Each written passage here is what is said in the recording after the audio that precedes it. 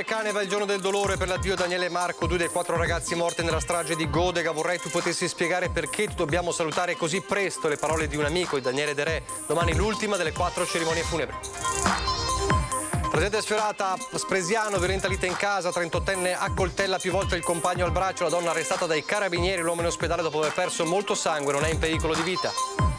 Pesanti insulti razzisti al medico camerunense in servizio all'ospedale di Lignano, denunciato un 59enne trevigiano. Provo rabbia e delusione, commenta la vittima della violenza verbale. Coro di sdegno dal Veneto per la svastica apparsa con uno spray su una targa commemorativa in ricordo di Tina Anselmi a Torino, gesto vergognoso. Mogliano incredula per la morte del mestrino Filippo Dalla Venezia, atleta della squadra di rugby cittadina trovato morto in casa a soli 18 anni, addolorati e vicini alla famiglia, il cordoglio del comune.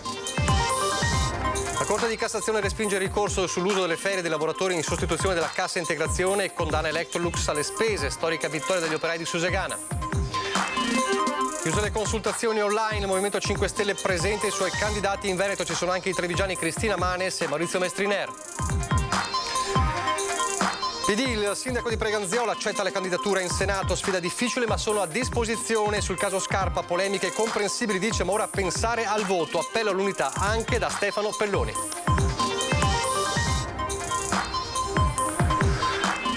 Telespettatori di Antena 3, buonasera e ben ritrovati con l'edizione trevigiana dei nostri telegiornali. Dunque ancora in primo piano a quasi una settimana da quel terribile giorno, la strage di Godega, perché oggi è stato il giorno del lutto tra Cordignano e Caneva per l'addio a Daniele De Re e Marco Da Re, 2 dei 4 ragazzi morti nella strage appunto di Godega. Questa mattina ai funerali di Daniele il parroco ha chiesto all'intera comunità di liberare il proprio dolore. Le parole invece commosse di un amico: vorrei tu potessi spiegare perché ti dobbiamo salutare così presto. Il servizio di Christian Arboit. Facciamo risuonare il nostro grido alle orecchie di Dio. Ne abbiamo diritto. Siamo il suo popolo, siamo il suo freddo. Sappiamo che Lui conosce tutto, conosce il nostro animo, la nostra sofferenza, il nostro smarrimento, ma non dobbiamo vergognarci di esprimere a Lui, che ci ama, quello che abbiamo nel cuore. È un appello a liberare il proprio dolore di singoli e di comunità, quello che parte da Don Claudio nel giorno dell'ultimo saluto a Daniele De Re, uno dei 4 ragazzi morti nella strage di Godega poco meno di una settimana fa. Sulla bara di legno chiaro, la sciarpa del team Bosco Orsago, la bici e l'informatica erano le grandi passioni del 18enne, studente all'Istituto Kennedy di Pordenone. La chiesa di Cordignano non è riuscita a contenere l'affetto e il cordoglio di centinaia di persone strette a mamma Federica, a papà Ivan, al fratello Giulio e ai nonni. Di fronte a questi avvenimenti ci sentiamo piccoli, senza possibilità di scampo. Penso a voi genitori, famiglia di Daniele, ma penso anche a voi giovani che sperimentate, magari per la prima volta, più da vicino, questa realtà dolorosa, la mancanza improvvisa di una persona cara. Una vita interrotta bruscamente, troppo presto, tante quindi le parole non dette. Lo stesso Daniele, ricorda il migliore amico, parlava poco, preferiva i gesti concreti, le relazioni autentiche. Vorrei che potessi spiegarmi perché dobbiamo salutarci così presto. In questi 11 anni, nonostante tu sia sempre stato dannatamente enigmatico, sono riuscito a conoscerti in diverse sfumature, tutte legate da un cuore troppo grande per essere nascosto dalla tua felpa nera. Nella nostra amicizia i gesti sono sempre venuti prima delle parole, ma ora non posso che dirti che ti voglio bene. Che ho sempre ammirato la tua mente geniale, le tue intuizioni e il tuo modo di affrontare le cose. A rappresentare lo shock di tutta Cordignano è il sindaco Campagna. Nella stessa chiesa arcipretale nelle prossime ore si dirà addio anche a Daniele Ortolan, dopo che nel pomeriggio nella vicina Caneva si sono celebrati i funerali di Marco Da Re. È un fatto veramente grave che ci ha colpito tutti e credo che una cosa del genere non ce la potremo dimenticare facilmente. Ieri purtroppo a causa dell'allerta meteo abbiamo dovuto annullare la veglia di preghiera che avevamo organizzato. Adesso stiamo vedendo anche compatibilmente con le condizioni di riproporre qualcosa per domani sera. Le famiglie ci tengono, quindi vedremo se riusciremo a fare questo. Ci teniamo anche noi. Daniele De Re, Marco Darè, Daniele Ortolan, Xuliano Chellici, assicura il sindaco, non saranno dimenticati. Adesso chiaramente il dolore è ancora forte e vedremo in futuro come ricordarli. Sia santificato il tuo nome. Grave infortunio sul lavoro nel tardo pomeriggio a Vittorio Veneto. Un operaio di 33 anni italiano è rimasto gravemente ferito a una mano. L'incidente è avvenuto presso l'azienda Tegola canadese in via delle Industrie. Da una prima ricostruzione la mano dell'uomo sarebbe rimasta schiacciata tra due rulli. A soccorrere l'operaio alcuni colleghi che si trovavano vicino sul posto. Sono intervenuti gli uomini del SUEM 118 con l'elisoccorso. L'uomo è stato trasportato a Treviso. Non sarebbe fortunatamente in pericolo di vita. Per le indagini sono giunti sul posto i carabinieri di Vittorio Veneto. I carabinieri che sempre qualche ora prima a Spresiano erano intervenuti in un'abitazione per una violenta lite che è sfociata in un accoltellamento. Prima la furiosa ennesima litigata, poi le urla che hanno fatto scattare l'allarme nel vicinato. Sfiorata la tragedia questo pomeriggio in un'abitazione di Spresiano, dove una 38enne brasiliana, già nota alle forze dell'ordine, come il compagno 24enne Besciano, esasperata dalle continue liti all'interno di un contesto familiare complicato, gli ha prima lanciato addosso un coltello da cucina di grosse dimensioni e poi lo ha colpito sull'avambraccio sinistro ripetutamente con un altro coltello di grosse dimensioni, provocandogli profonde ferite e facendogli perdere molto sangue. L'allarme immediato ha consentito ai carabinieri di arrivare subito in zona, bloccando la donna, mentre i sanitari del SUEM si occupavano del 24enne ferito. La 38enne è stata arrestata per lesioni personali aggravate, per lei sono stati disposti domiciliari. Il compagno si trova al momento ricoverato all'ospedale di Treviso, non in pericolo di vita. È un 59enne trevigiano l'uomo che 2 sere fa ha aggredito verbalmente con pesanti epiteti razzisti un 35enne medico di colore all'ospedale di Lignano. La denuncia è stata presentata stamane al comando dei carabinieri di Lignano Sabbiadoro. Andy Nganso, il 35enne medico camerunense residente a Caorle e in servizio al punto di primo intervento di Lignano Sabbiadoro, non ha voluto attendere. Troppa la rabbia, troppo il disgusto. Per lui, dal 2006, in un'Italia dove ha coronato il sogno della laurea in medicina e già in passato protagonista di denunce contro il razzismo subite da lui e da altri connazionali, quelle parole feroci sono state l'ennesima pugnalata. Le parole di un 59enne trevigiano, già lavoratore stagionale a Lignano, che il 17 agosto, in piena notte, si presenta in ospedale con diverse ferite dopo una lite in stato di alterazione e che si rivolge così al medico, rifiutandosi di farsi curare.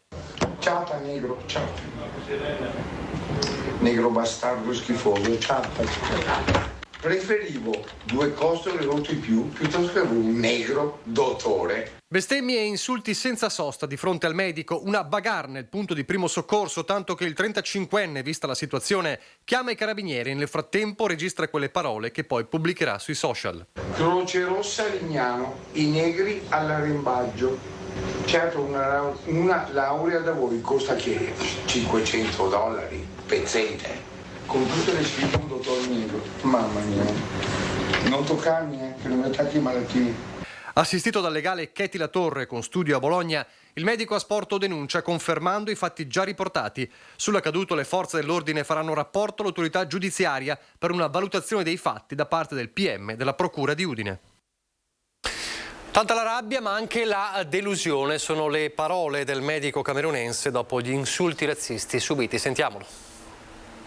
Ovviamente si prova tanta rabbia, tanta frustrazione, ma anche tanta delusione per diciamo il paese nel quale si è deciso di vivere. Queste le parole del medico aggredito con insulti razzisti. Tanta la rabbia, ma anche la delusione per un paese che dovrebbe essere maggiormente inclusivo, dice. L'Italia, anche per la sua posizione in mezzo al Mediterraneo, ha avuto questa storia di grande accoglienza, ma questo non toglie che a fianco a questa capacità di accoglienza c'è tanto razzismo. L'Italia è un paese accogliente, sì, l'Italia è anche un paese razzista. Gli atti di razzismo nel nostro paese sono atti quotidiani. Tema questo del razzismo che non riguarda soltanto la violenza subita dal singolo, specifica il medico camerunense stabilitosi da tempo a Caorle. Ci dobbiamo lavorare, non c'è da aver paura di dirlo, che c'è un problema di razzismo. Siamo accoglienti, sì, si vive bene a Caorle, sì, però c'è anche altre problematiche che sicuramente la cittadinanza del Veneto, dell'Italia tutta, del Friuli, ma dell'Italia tutta, dell'Europa tutta deve affrontare. È brutta la parola abituati, ma è quella, siamo abituati a confrontarci, perché gli episodi di questo tipo nella nostra quotidianità accadono, fa sempre male.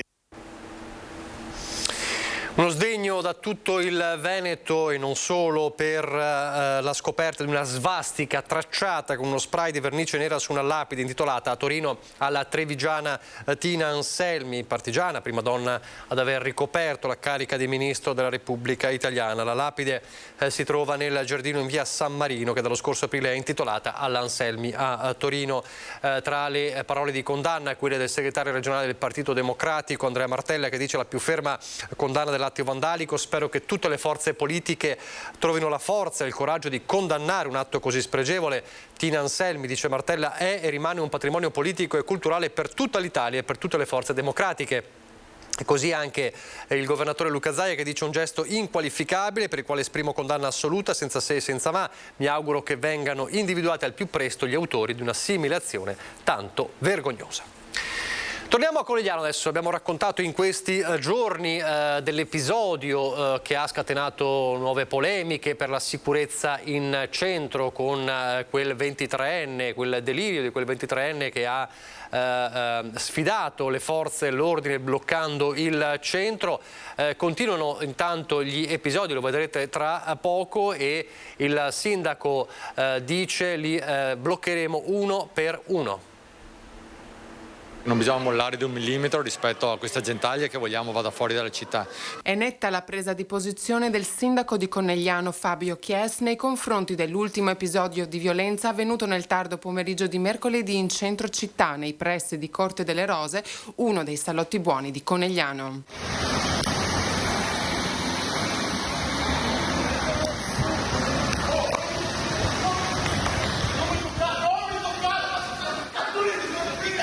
Episodi di questo genere non sono nuovi in città. Nella giornata di ieri un altro fenomeno violento ha interessato l'area centrale di Conegliano, come possiamo vedere da queste immagini girate da un residente.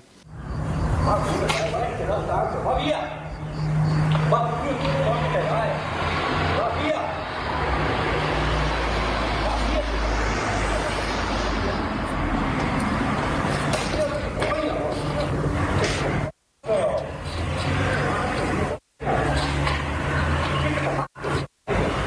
La violenza tiene sotto scacco il centro cittadino, seminando il panico, e sempre più coinvolti sono i giovanissimi. Dopo il fatto violento di mercoledì, la prefettura ha deciso di aumentare la presenza delle forze dell'ordine sul territorio. Abbiamo investito molto nel nuovo comando di polizia locale, stiamo aumentando la videosorveglianza in città, per cui da parte mia, del sindaco, dell'amministrazione, la massima fermezza. Insieme al prefetto, al questore, continueremo in questa linea, perché a costo di arrestarli uno al giorno devono finire tutti dentro.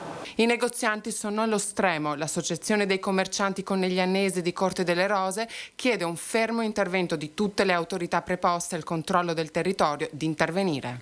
Speriamo che questi fatti non si verifichino più. È chiaro che da parte nostra come commercianti, ma anche come servizi cittadini, ci sia un po' di preoccupazione, perché la sensazione quando ci si muove è di non avere più quella massima serenità e tranquillità. Se non si prendono provvedimenti, dove si mette questa gente? Dove la mettiamo? Manca l'educazione, manca il rispetto della gente e di se stessi. Quando non si ha rispetto di se stessi non si ha rispetto neanche per gli altri. L'educazione dei genitori, l'educazione di tutti quanti. Fargli capire che stanno sbagliando con le dovute maniere, col bastone con la violenza si ottiene violenza, secondo me. È vero. Però è difficile, la gioventù d'oggi è un po' difficile. Intanto sempre a Conegliano un blitz dei ladri all'asilo nido, indagano i carabinieri.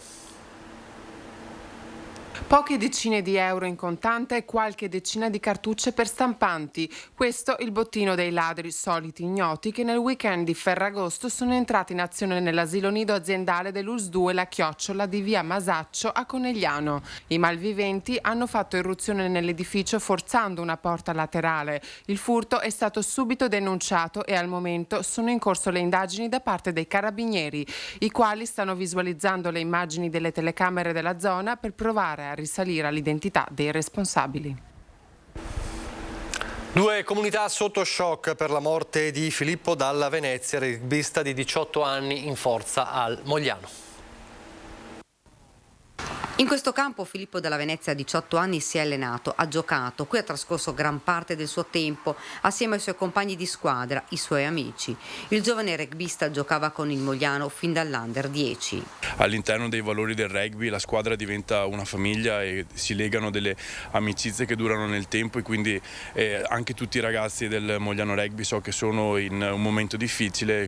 Così Enrico Maria Pavana, assessore allo sport di Mogliano, racconta i valori di questo sport. I compagni, ci dice, sono distrutti. È una tragedia impossibile da accettare, una morte inspiegabile. Filippo è stato trovato senza vita nella sua abitazione ad Asseggiano di Mestre. Forse a stroncarlo è stato un malore improvviso che non gli ha lasciato scampo. Studente ed atleta trascorreva il suo tempo fra i campi di rugby e gli amici. Nulla faceva presagire ad una tragedia tanto grande. È stato trovato a terra a Esamine, nella sua casa. All'arrivo dei soccorritori non c'era più nulla da fare. Sotto shock le comunità di Mestre e Mogliano alla notizia della morte di Filippo. Siamo rimasti scossi e profondamente toccati da questa notizia e ovviamente il primo pensiero lo vogliamo riferire verso la famiglia che sta soffrendo appunto di un terribile dramma. Il rugby era la sua passione. Nei giorni scorsi era stato convocato più volte dai tecnici regionali ai raduni delle selezioni del Comitato Veneto. Una promessa di questo sport. La società ha postato un messaggio sui social per ricordare questo giovane atleta.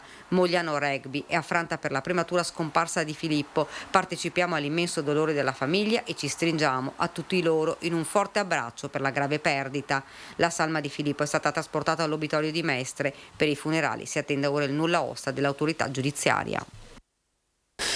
I temi del lavoro. La Corte di Cassazione respinge il ricorso sull'uso delle ferie dei lavoratori in sostituzione della cassa integrazione e condanna Electrolux alle spese. Una storica vittoria degli operai di Electrolux di Susegana a difesa del diritto e dei principi costituzionali che tutelano le ferie.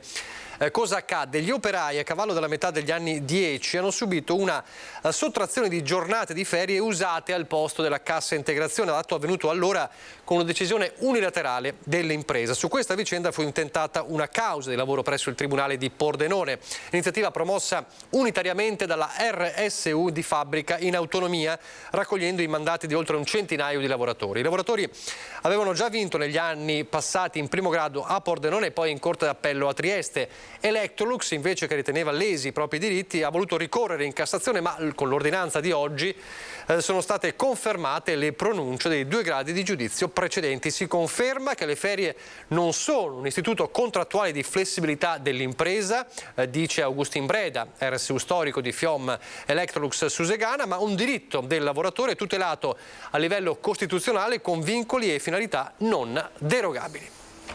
E adesso la politica, il nuovo aggiornamento della giornata con la chiusura delle consultazioni online e quindi parliamo del Movimento 5 Stelle che presenta i suoi candidati in Veneto. A Roma intanto la candidata Dem trevigiana Rachele Scarpa, al centro anche di un dibattito a Treviso, ha presentato il piano giovani accanto a Letta.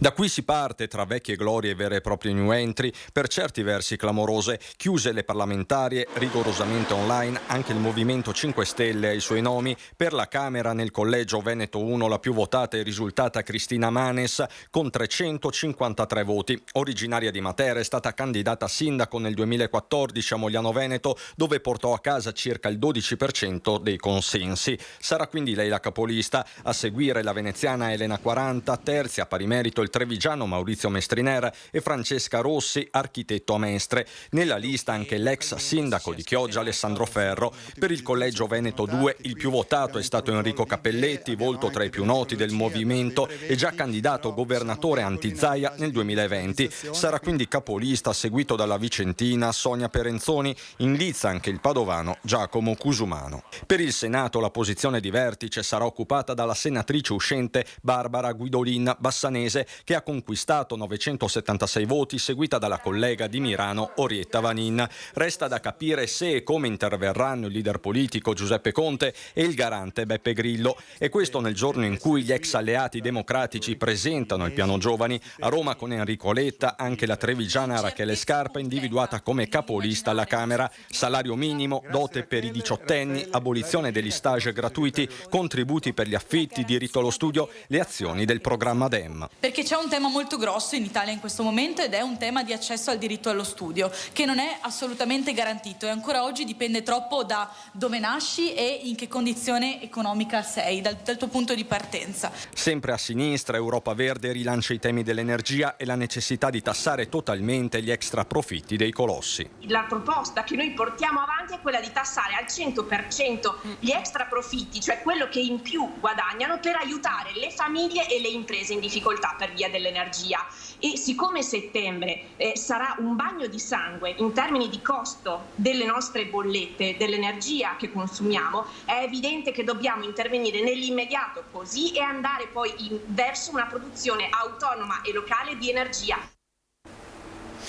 E intanto, dopo alcuni giorni di riflessione legati al caso Scarpa, abbiamo parlato in questi giorni un po' le polemiche all'interno del Partito Democratico Trevigiano per la scelta delle candidature, il sindaco di Preganziola Paolo Galeano ha sciolto le riserve e ha accettato ufficialmente la candidatura del Partito Democratico nel collegio uninominale del Senato Treviso-Belluno. Avevo dato la disponibilità al segretario provinciale Zorzi a candidarmi e confermo questa disponibilità ora, pur in un collegio da Mission Impossible, scrive Galeano in una nota, perché credo fortemente nella politica come servizio e voglio dare il mio contributo, piccolo o grande che sia, in questa sfida difficile. I mal di pancia emersi in questi giorni, scrive nella nota Galeano, sono comprensibili, non può che essere così per chi si spende con spirito di servizio vero nei territori ogni giorno e ha ragione di pretendere che le cose vadano secondo le giuste regole di ascolto e coinvolgimento della base.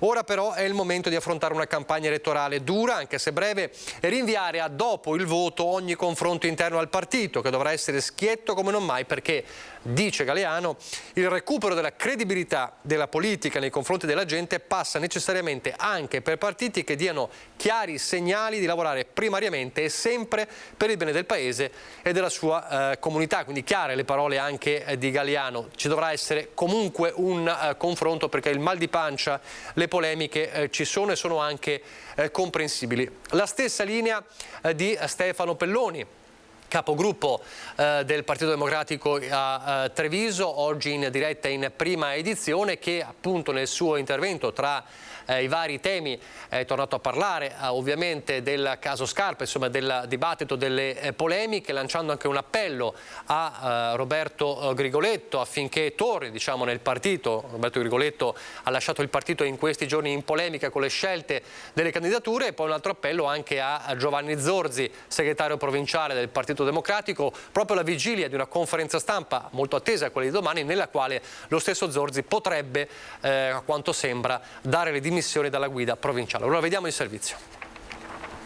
Chi ha manifestato in maniera un po' troppo accesa forse sul giornale abbia dimenticato pubblicamente, abbia dimenticato che forse il nemico da battere, l'avversario da battere non è dentro di noi, ma è una destra. La parola d'ordine in casa PD è basta a polemiche che fanno solo male al partito in questo momento, e il riferimento a chi ha acceso la miccia in questi giorni è chiaro. Su tutti Roberto Grigoletto, che subito dopo l'annuncio dei candidati nelle liste e il nome di Rachele Scarpa ha annunciato non soltanto le dimissioni dal direttivo provinciale, ma anche il suo addio al partito, con l'accusa di aver calato dall'alto una scelta che non rappresenta né il territorio territorio nello stesso PD. Io spero che questa decisione ci possa ripensare e possa possa rientrare insomma nel partito. Stesso augurio, un ripensamento Pelloni lo riserva a Giovanni Zorzi, che per lo stesso motivo di Grigoletto sembra intenzionato a dimettersi dal ruolo di segretario provinciale e a rinunciare anche alla candidatura in lista.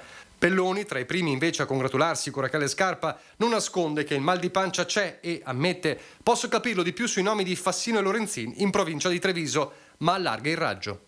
È un problema che tutte le segreterie, penso, dei partiti locali stanno vivendo, secondo me in maniera sbagliata, in maniera si è ridotto il numero dei parlamentari, sul quale provvedimento io ero assolutamente contrario, ho anche votato no al referendum, perché io penso che a fronte di guadagni per lo Stato molto ridotti si sia persa molta rappresentanza dei cittadini e delle loro istanze in Parlamento. E poi non si sia cambiata una legge elettorale del tutto che dà il potere alle segreterie nazionali di decidere, di imporre sulla testa le proprie candidature. Insomma, il mantra del PD in questo momento è uno solo: parlare di temi e concentrarsi sulla lotta alla destra, non fare harakiri per questioni che non interessano ai cittadini, preoccupati di più da bollette e rincari. Il tempo per discutere ci sarà.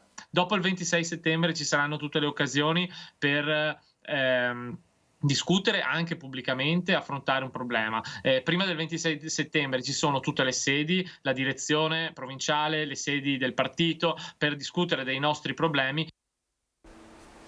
E dunque sono elezioni politiche caldissime, quelle che vanno verso il 25 di settembre, con questa anomala e anche ricca di polemiche campagna elettorale estiva ormai entrata nel vivo. Allora vi ricordo che da lunedì alle 21:15 tornano il confronto, il dibattito di Ring e il talk show raddoppia il martedì alla stessa ora. Ospiti in studio, collegamenti, sondaggi, gli approfondimenti della politica con la trasmissione condotta dal vice direttore Ferdinando Avarino ogni lunedì e martedì alle 21:15. Il tempo oggi ha graziato la Marca trevigiana, non così ieri, ma cosa ci aspetta per le prossime ore e nel weekend? Come ogni venerdì ce lo dice il generale Giancarlo Iannicelli.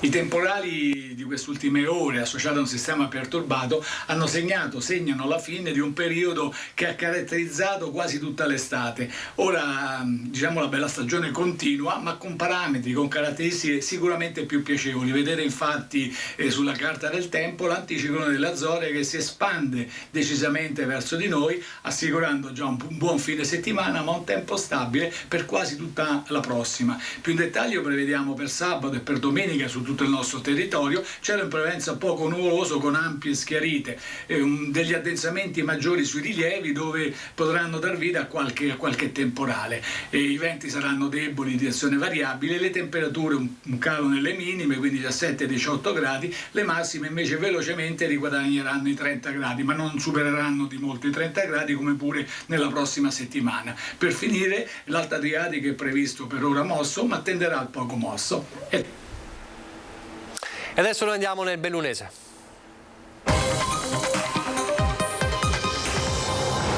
E anche a Belluno è in primo piano la politica. La provincia rischia infatti di rimanere senza voce o quasi. Prima la riforma che ha tagliato il numero di parlamentari, poi le scelte dei singoli partiti come il PD. Sarà ancora tutto più difficile, dicono i cittadini. Ovviamente col taglio dei parlamentari le realtà come Belluno o comunque simili perderanno, già non avevamo rappresentanza, già non avevamo voce a Roma, adesso probabilmente è meglio se passiamo con l'Austria, probabilmente saremo più ascoltati, ecco. Il taglio dei parlamentari rischia concretamente di tradursi in una perdita di rappresentanza per il bellunese. Le stesse segreterie di partito sembrano non compensare gli effetti della riforma. I mal di pancia in casa PD con Roger De Menec in posizione non utile non sono solo un affare interno. A Belluno perdono tutto, non solo la rappresentanza. Guarda, io sono di una parte politica che Belluno mi fa schifo adesso, perché la destra non mi piace. Solo che non è colpa della destra, è colpa della sinistra. Le persone che vengono votate le vengono decise prima. la gente del posto non è che possa intervenire neanche su quei pochi che vengono eletti. Perché per esempio ho sentito che qua a Belluno se voti PD voti Fassino. Fassino da Torino, cosa sa lui di Belluno? Nel centrodestra le liste sono ancora in fase di composizione, ma sarà difficile, anzi matematicamente impossibile, eguagliare il record dell'attuale legislatura con 6 parlamentari uscenti, tra cui il ministro Federico D'Inca, a cui si è aggiunto, come tecnico va detto, pure Daniele Franco all'economia. 1, forse 2 stavolta i bellunesi che se la giocano. In pole position, anche se manca l'ufficialità, potrebbe esserci solo Luca De Carlo, sindaco di Calalzo, numero 1 di Fratelli d'Italia in Veneto. Eppure tra Olimpiadi, infrastrutture che non ci sono, legge quadro della montagna in bilico, i nodi da sciogliere non mancano in un territorio sceso drammaticamente sotto i 200.000 abitanti. Tanti problemi che sono insoluti da sempre qui in provincia di Belluno rimarranno tali se non c'è una voce forte che possa portare avanti le aspettative della nostra gente. Verremo meno rappresentati, avremo meno voci in capitolo e credo che questo non sia una cosa buona. È un bel problema, in effetti la speranza è che chi verrà proposto abbia cura anche del bellunese, sperando che essendo anche una parte molto importante della nostra regione abbia un minimo di considerazione. La sanità dall'Uls Dolomiti arriva la notizia dell'attivazione di un punto tamponi ad accesso libero a Paludi per persone che riportino sintomatologia da Covid-19. L'orario in cui sarà possibile presentarsi senza impegnativa sarà dalle 8:30 del mattino alle 12:30 nella giornata di domenica 21 agosto. Non sarà dunque necessario chiamare il 118 o la Guardia Medica per prenotare il tampone. Sarà invece presente un operatore sanitario per il triage all'ingresso. Covid che nel bellunese, seppur in tendenza a ribasso, è ancora la quota di 50 casi settimanali su 100.000 abitanti. Continua la politica di risparmio energetico da parte dell'amministrazione comunale di Belluno. Da ieri infatti è stato avviato lo spegnimento sia notturno che diurno dell'illuminazione di 2 gallerie del centro cittadino. Un'operazione che porterebbe, secondo i costi attuali, a un risparmio annuo di 100.000 euro. Che il bilancio comunale stia attraversando una fase critica lo si è detto e ripetuto. Ora è arrivato il momento di prendere delle decisioni. L'amministrazione di Palazzo Rosso è alle prese, così come lo sono del resto cittadini e aziende, con i pesantissimi rincari dei costi dell'energia, ed è per questa ragione che la Giunta ha indetto dapprima lo spegnimento di tutti i lampioni cittadini tra le 2:30 e le 5 del mattino e da ieri anche l'interruzione permanente dell'illuminazione delle gallerie Belluno, 299 metri tra il Ponte Bailey e il Ponte Sarajevo, e Maraga, 217 metri tra la piscina e il cimitero. Scelte fatte a malincuore, riporta vice sindaco Paolo Gamba, che però secondo le stime possono far risparmiare al comune 100.000 euro su base annua, una cifra che peraltro potrebbe subire degli incrementi. Vi do anche l'ultima notizia che ancora nessuno sa: il preventivo di spesa del mese di luglio per quanto riguarda le spese di luce per il comune di Belluno sono aumentate da quello che avevamo previsto di 45.000 euro. Perciò un mese. Strategia del risparmio dunque, rimane da valutare con quali conseguenze. Entrambe le gallerie sono piuttosto brevi e come sempre interdette al traffico pedonale, tuttavia, specialmente in orario diurno, le variazioni di luce in entrata e in uscita dai tunnel potrebbero risultare in qualche secondo di visibilità ridotta. Perciò l'appello del vice sindaco è quello alla massima prudenza, nella speranza che i disagi siano limitati nel tempo. Le gallerie non sono fatte per andare a 200 all'ora, ma sono fatte per essere ad una velocità limitata di 30 all'ora. Ci sono i cartelli molto visibili dove chiaramente dobbiamo prendere visione del fatto che non ci sono le luci all'interno della galleria. Però è chiaro che questo spero possa essere solo un momento, non una necessità obbligatoria per tutto l'anno.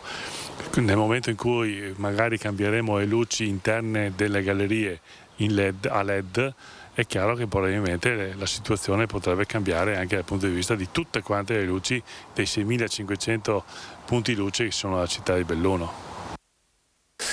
Installate a Castione in Neve Galle 2 nuove colonnine operative entro la fine della prossima settimana per la ricarica delle e-bike. Il progetto punta a incentivare la mobilità slow sia per i turisti che per i residenti, favorendo la diffusione di piazzole per le bici elettriche su tutto il territorio e in particolare lungo la ciclabile della Sinistra Piave. Si è provveduto inoltre all'installazione di 2 pannelli informativi a scopo turistico, li vedete in 2 zone di grande passaggio, la piazza di Castione e il piazzale del Neve Galle. È tutto per questa edizione, vi lascio al meteo, grazie per averci seguito, arrivederci.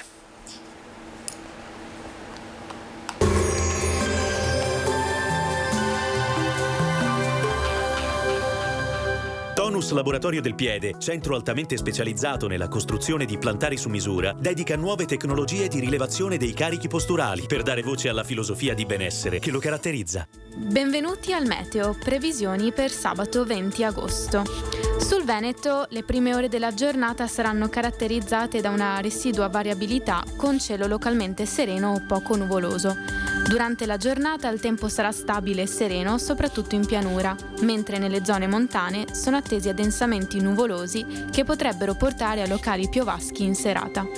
Temperature minime stazionarie comprese tra i 19 e i 21 gradi, massime tra i 28 e i 32 gradi. Sul Friuli Venezia Giulia cielo variabile sulle aree montane con possibili locali rovesci o temporali nel pomeriggio. In pianura in genere poco nuvoloso con ampie schiarite a partire dal pomeriggio. Temperature minime sui 19 e 20 gradi, massime comprese tra i 29 e i 31 gradi. Sul Trentino Alto Adige tempo in prevalenza soleggiato con possibilità di velature sparse nelle ore più calde della giornata. Temperature minime intorno ai 18 gradi, massime sui 30-31 gradi. Dal meteo di Antenna 3 è tutto, arrivederci.